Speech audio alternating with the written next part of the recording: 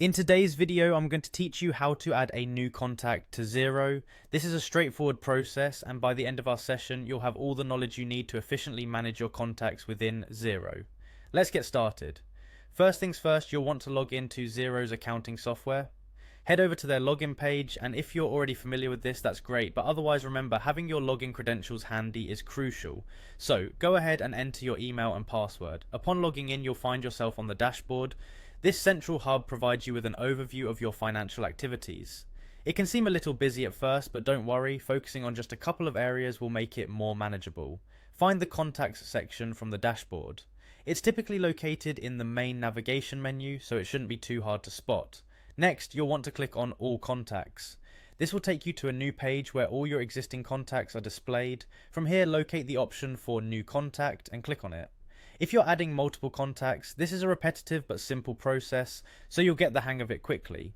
Once you're on the New Contact page, you can start entering the details of your customer or supplier.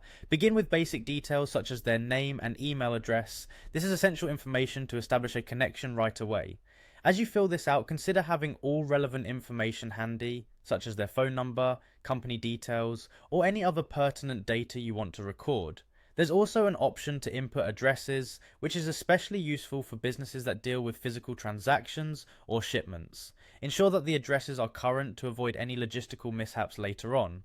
After the address, the next section is focused on financial details. This might include adding things like payment terms or default currency. Accurate financial details ensure that your records are precise and that future transactions are smoother. When you're satisfied with the information entered, you can click Save and Close. This finalizes the addition of your new contact. If you'd like, you can categorize them as a customer or supplier, which helps Xero automatically sort them based on the transactions you may have in the future.